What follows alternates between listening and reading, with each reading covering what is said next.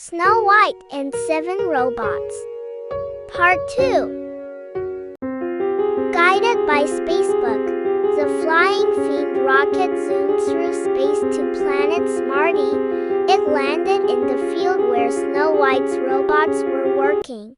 The door flew open and out rolled the fruit fiend robots, looking like juicy fruits. "Oh look," said Squeaky, picking up a banana, a delicious piece of fruit.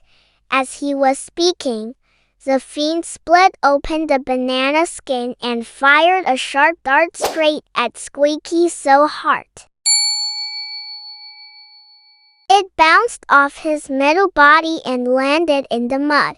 "So that's your nasty trick, is it?" muttered Squeaky. He grabbed the fiend and shoved it into his harvest bag. Creaky did the same with the fiend inside the orange. Rusty was a pear. Jerky was a bunch of grapes. Wonky was a pineapple. And Blinks was a melon. But when Box saw the rosy red apple, he thought, "How delicious! A perfect present for Snow White." He lifted it up carefully and set off to find her. Box was so set on getting to Snow White that he didn't ask the other robots about their fruits. Instead, he made up a little rhyme and sang it as he walked along. "I know my brain is not too bright, but I've got an apple for Snow White. It's shiny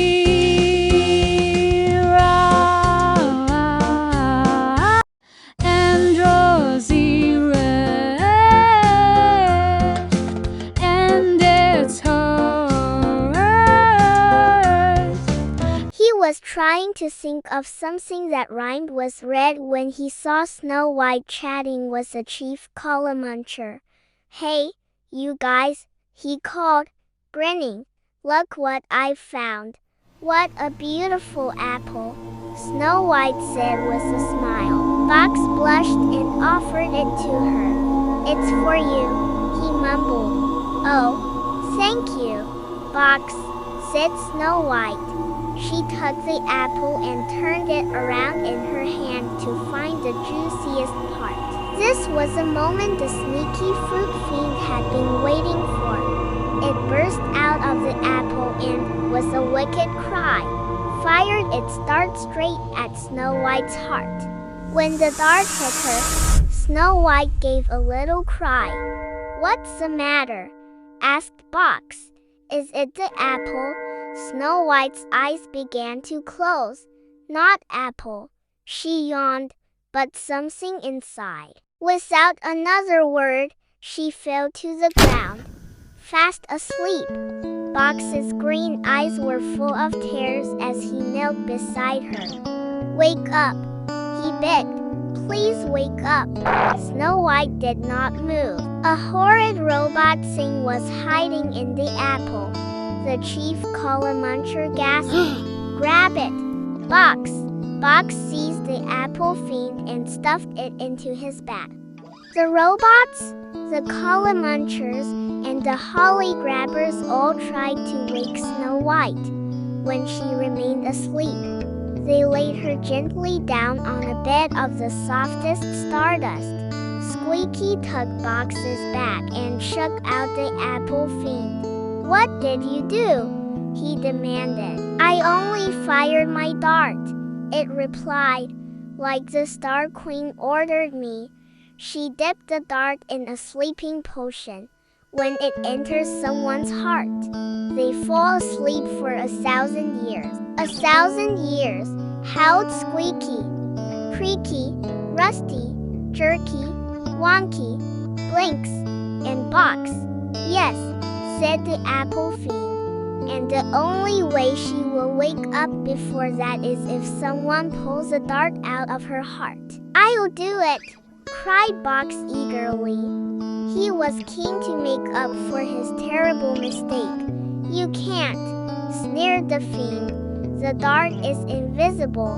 You can't pull out something you can't see." pit. Squeaky grew even more angry. All right, you do it, you little monster, he shouted. Why should I, Tin Pot? The fiend replied rudely. Just as things were becoming a little unpleasant, there was a loud whirring noise. Moments later, a shiny blue spaceship landed on the field. The door opened, and a handsome young man stepped out. Hello, everyone, he said cheerfully. Then, seeing the gum looks on the faces of the robots, he asked, What's the matter? Are you guys having some sort of problem here? Can I help?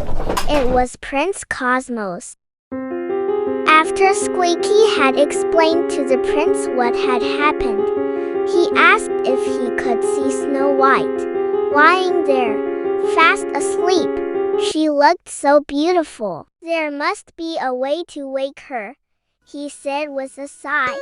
There is, croaked Rusty, but only the Apple Fiend can do it. Why? Because no one else can see the dart, explained Blinks, his eyelashes flapping like butterfly wings. This gave Wonky an idea. If the Apple Fiend took the dart from Snow White's heart, they would promise to free all the Fruit Fiends. Great thinking, said Prince Cosmos. But when they told the Apple Fiend about it, it shook its spidery head. No way! First, we can't leave in our rocket because only the Star Queen knows how to start it. Second, we don't want to go back to Star Palace. We hate the Star Queen. She bullies us and makes us do things we don't want to do, like sending Snow White to sleep. Prince Cosmos frowned. You mean, he said to the Apple Fiend, none of you actually likes the Star Queen? The Apple Fiend nodded. If we disobey her, she takes out our batteries. And when she's very angry, she pulls off our legs. Ouch! Too cruel. The prince frowned. Listen, I have a plan. But when he explained his idea to the Apple Fiend, it shook its head. I told you before. Our rocket won't work unless the Star Queen starts it. Oh yes, it will, chorused the robots. Snow White can start it. She can do anything. She's the smartest person in the whole universe, added Creaky. And the nicest, Box said with a sniff. Prince Cosmos agreed. Well, if she's as smart as that, said the Apple Fiend, I'll see what I can do, watching in case it changed its mind and tried to escape. The robots and Prince Cosmos took the Apple Fiend to where Snow White lay on her stardust bed. Prince Cosmos was biting his fingernails. Box was crying. Please wake up, Snow White, he sobbed. Please, please. The Apple Fiend stretched out two hairy arms, seized something no one else could see and pulled. There was a noise like a cork leaving a bottle, and the Apple Fiend fell over backward. Snow White yawned and slowly opened an eye, then two eyes. Before long, she was sitting up and talking with her friends. That afternoon, they held an enormous Smarty party to celebrate her waking up. Now that everyone knew they weren't really horrible, even the Fruit Fiends were allowed to join in. When the dancing was over, Snow White set to work on the Flying Fiend rocket.